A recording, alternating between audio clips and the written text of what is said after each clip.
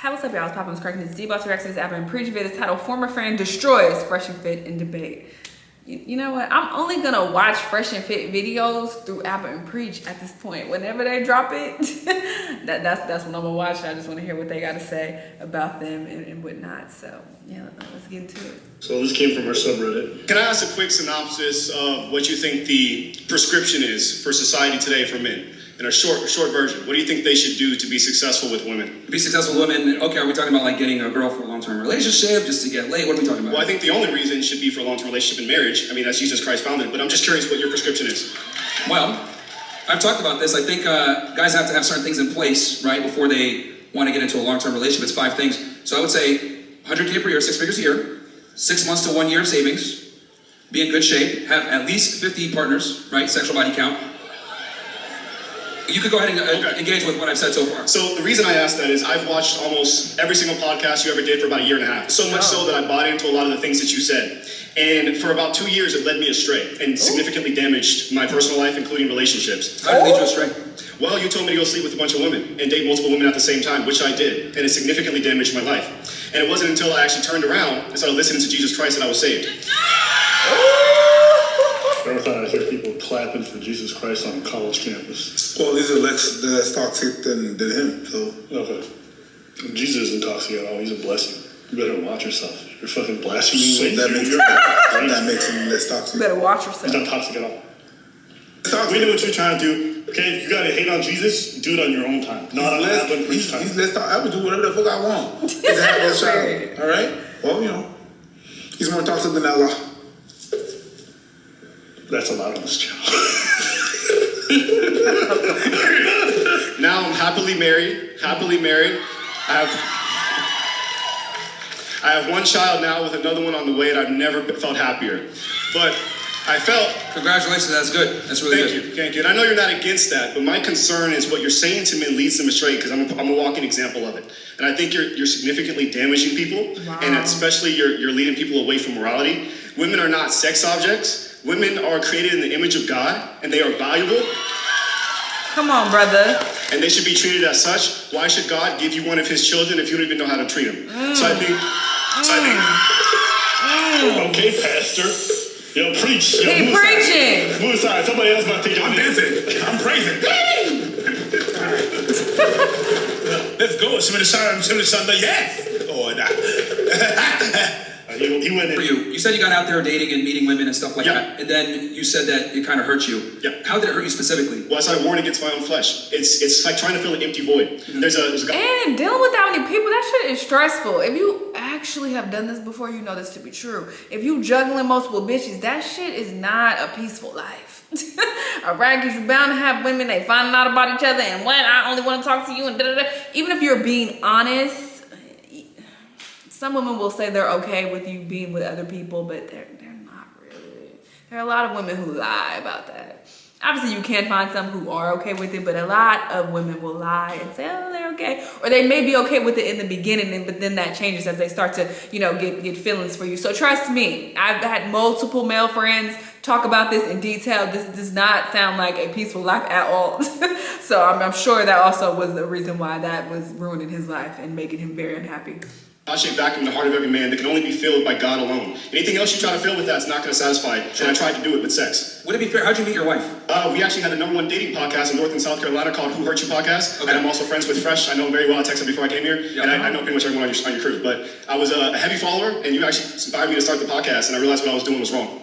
Yeah, so would it be fair to say that when you went through that experience, you were able to identify characteristics that you probably found as unredeemable and you probably wouldn't want to commit to, right? In what way? Well, when you were seeing these women, right, you probably started seeing patterns in how they behave, how they speak, or whatever. Maybe they're not qualified to be a wife. Because the thing is, right? Well, I don't need that. I have the Bible for that. It tells me what to look for. Yeah, but the thing is that you were able, and again, you're probably not going to notice it, but when you dated and dealt with all these women, you probably were able to identify characteristics that you were not fond of, or characteristics that would make a woman not a good candidate for a long-term relationship. And I think half the game is figuring out which girls don't qualify for marriage versus which ones that do. You don't need to fuck multiple bitches to figure that out. That is so goofy. Whatever. And clearly you learned a skill set on how to become attractive and get women, and then you're able to identify the things that you like versus the things that you don't like. And that only comes a lot of times with experience. Now look, if a guy can go ahead and find a woman as a virgin and be attractive and be able to understand how to navigate that, that's great in modern times. But the reality is a lot of guys don't. I mean, even in your success story, you had to go through a lot of bad women to be able to identify your current wife as the one. So failures are good. Okay, so I guess he's attributing the success this man has in his life right now to going He's through. like, I helped you because I led you down a dark path so you could find the light, brother. So I led you into darkness, into hell, so that you could find heaven and light and find your new wife. So I helped you. Like, that's what it's giving. So the stuff Myron told him to do. That's what he's saying. Okay, interesting. So that means like I could just tell someone to do some kind of stupid fucking struggle that has nothing to do with them getting married. If they go through it and get married afterwards, I can take credit and be like, because you followed what I did. You told me to steal from that bank. Right. So I ended up in jail. And then when And I'm on in jail, parole, you met your wife. And I was able to redeem myself. Never saw it. You're welcome. That's $5,000 to get on my yacht. Yes. You're welcome. Boys being boys. You want to find a woman who's marriageable and all this other stuff, but you gotta have to sleep with 50 women. 50 people. If every man out here slept with 50 women, nobody would be able to marry one because you would say they're all whores, and it's your fault. Just do the math. We're half and half on this. Every man sleeps with 50 women, you would turn every single one of them into the kind of women you complain about. 100%. And there will be really a pandemic of that. I don't even subscribe to it, but it doesn't make sense how this can be a movement for men, but literally the average man will never be represented. Or the other one I like too is like, this is a movement for men. Fantastic. You have to get to 6 figures or else you shouldn't get married. Most people are never going to touch 6 figures. That's like 10% of people, and by the time they hit that, they're already in their 40s for a lot of them. For a single man, you're basically saying none of y'all should ever get married because most of y'all will never reach this point. What you were causing me to do was sin against myself, and that's the point I'm trying to get to. It's a moral. Yeah, I mean, you got to take personal responsibility, bro. Because here's the reality. No, I do, 100%. Yeah, so very publicly, and that's in front of over why 40,000 people. I've done that. Yeah, great. But the point I'm trying to make is, I teach guys the skill set, right? If I give you a gun and you shoot yourself in the foot, is that my fault? That's not No, that's not what you didn't give people a gun. You told them how to use it and where to use it, who to use it. Exactly. That's very, very different. Here's the other thing too that you got to What understand. happens when you speak to people and tell them to do these things. Here's the other thing too. Like now you're operating with 20/20 hindsight. You went through it. You experienced Correct. it. That's true. A lot of guys need to get their hand burned sometimes to figure out how things work. And that's how you end up with kids out of wedlock. That's how you end up with STDs. That's how you end up with crazy people stalking you or causing drama. That's how you end up hurting a lot of people. People say it's 20/20 hindsight, but there's also survivorship bias. What about all the dudes who now really can't get their finances in order because they're related with either women that got pregnant or other issues that they got from this stuff? So this is there's 2 things. Right? I just described the short term. It doesn't also speak to the long-term implications of it. Yeah, one thing that they talk about sometimes in the red pills is the pair bonding stuff. Like the more people you sleep with, the harder it is for you to commit, right? And it's always interesting because you hear that, but it's like, what's really behind that? And what's really behind that isn't actually the behavior itself, but what leads to the behavior. Meaning, the problems that people have who try to have high body counts are the same problems that are going to stop you from being in a good relationship. You don't see the value in a relationship, 1. 2, you're very, very impulsive. 3, you're just pretty much led by. So when you feel something down here, you need to act. That's how it kind of works out. These are behaviors that are going to make it very hard for you to sustain anything. Why? Because you're always going to be looking for something else afterwards. Why? Because the comfort of a relationship is not as exciting as the impulse of something new or fresh or the urge.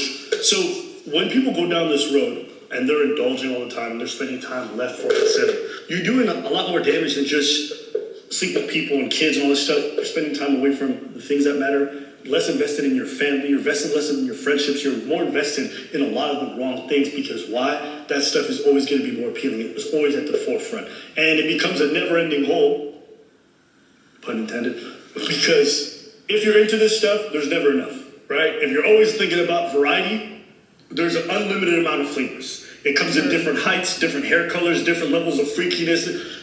It never ends. And so what you end up realizing is you go through a couple things and then you're like, all right, well, what's the next one? And then you've done most of it and then you're doing reruns. And it's becoming emptier and emptier, but you can't even stop it because it's not even a conscious think anymore. It's an urge. It's an urge and a habit. Mm-hmm.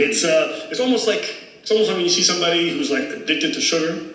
And it's like they go to the grocery store and they just start throwing stuff in their cart. They don't even really think about it anymore. Mm-hmm. They want to get off it. They don't even know how because it's everywhere around you. Every time you go to the store, they got sweets right by the door.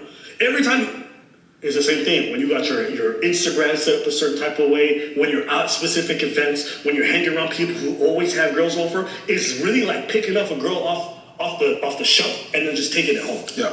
Or, we have Uber Eats. Oh, you can Uber people to your place too. Right. You can. The convenience is so abundant. That's what you're saying. It is genuinely just like the sugar stuff. I mean, I guess it's a goal. Yeah. Whenever you have a goal, you're not necessarily set to attain it. But that's like the ideal. Yeah. So maybe you're not gonna attain 6 figures, but that's what you get it. It's like that's the goal. You try to better yourself. It starts like that. Right? You try to better yourself. It's just a moment to better yourself. That's how they sell it. And then it kind of derails. I also say don't treat your sexual experiences like numbers. What do you mean by that? Like there are people you're sleeping with on the other end. People with their own stories, with their own issues, with their own abandonment problems, and you are going to be going out there. And no matter how ethically you try to do it, no matter if we are all honest about what sex is never casual. We can treat it that way, but the idea and the implications of it are never casual. In my opinion, I don't think there's such thing as casual sex. That's what I think. And I'll say that too because every man I've ever known who tried to do the whole friends with benefits, it ended horribly every single time. Someone catches feeling, someone's hurt. As much as people try to claim that, oh, you just be honest with women and it'll be fine. No. I would argue women especially have a hard time just fucking without any strings attached. Of course, there are some women who are very damaged and so emotionally void, and I was like, that comes with a whole nother set of problems if you want to deal with those type of women. But I feel like a lot of women, I would argue that most women, you sleeping with them, they're gonna catch feelings, okay? And you're gonna have a lot of drama going on when you're dealing with hella different women, and they all are starting to catch, or not all, but a lot of them are catching feelings for you. It just creates a whole bunch of issues. By someone's it's every time. Okay, all the do dudes that. who I knew who did the whole casual thing, they ended up getting STDs at some point. Every single one, they all ended up with a near baby mama situation or whatever it might be. So the more you play this game, the more you frivolously try to do it for your own selfish reasons, the more you're going to hurt people, the more you're going to bring on that kind of bad energy to yourself in the long run. A lot of guys need to get their hand burned sometimes to figure out how things work. Because let's be honest, men are very stubborn. Why do they need to do that? If they find a God-fearing woman, they wouldn't do half the stuff you're talking about. Well, here's the thing. Finding a God-fearing woman in today's day and age is a lot harder said than done, right? So I did it. Yeah, it's a lot harder. And so said did than everyone done. in my whole family. So it's not that hard. Yeah, that's anecdotal from your perspective. But again, you learn a skill set, you ever find a wife, and I'm happy about that. But you got to take a little bit of accountability here and understand that you basically got a loaded gun and shot yourself in the foot and you're trying to blame me for it. No, I'm not blaming you. Like I said, I take accountability. There's a big difference there. Okay. But look, nothing against you. Like I said, I've hung out with Fresh 8 or 9 times recently. I love them, and I think your heart is in the right place. But I just wanted to give you from someone that actually listened to what you were saying to do, read your book, and it didn't work. That's all I was trying to do for you. Well, actually, you did. You didn't notice it yet. So all you guys out there who got married and didn't have 50 bodies, supposedly it's magic. It's lost case, man. It was a lost case. Yeah, but even if it is a lost case, it doesn't really matter because it's not about convincing that person. I've never heard him be like, you know what? Yeah, you're right. Okay, I'm wrong about this.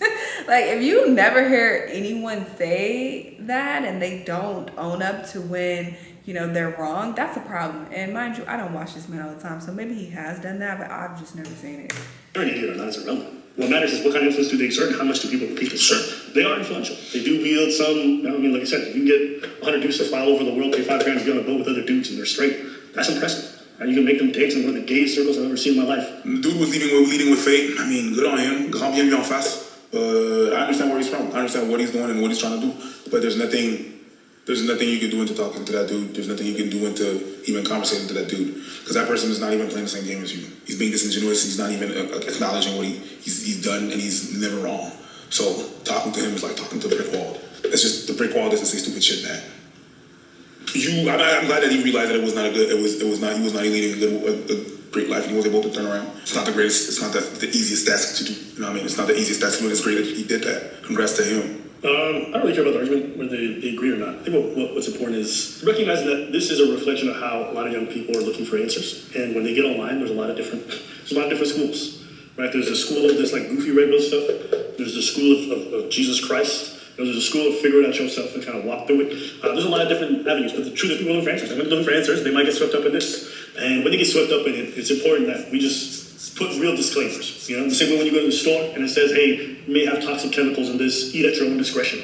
There's a lot of false advertising with how this is presented, right? The actual negative downsides of it aren't presented. Jokes aside, I agree. I think the financial gatekeeping for this stuff is also interesting to me because, I don't know, your experience is that you guys met when you guys were really young and then you went through your financial struggles together and made it work, right?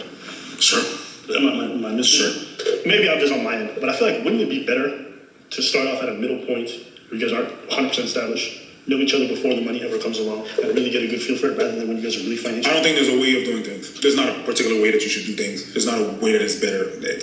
Y'all check out the rest of their video to hear their discussion on that. But I agree, like, do what works for you. This whole wait until you get this amount of money, or you can only do this when you have this, or when you don't have this. Like, shut up. You can find love at whatever level. I hate everybody online. Everybody has all the answers, and you should be doing this, or you shouldn't be doing that. Shut up.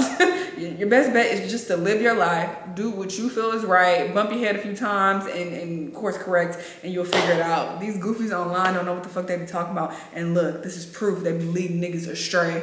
And when you tell them, hey, you led me astray, no, that's on you. You decided to go that way. Now I didn't tell you to go that way, even though I told you to go that way. The fuck is we talking about? Anyway, y'all let me know what y'all think, and I'll see y'all the next time. Bye.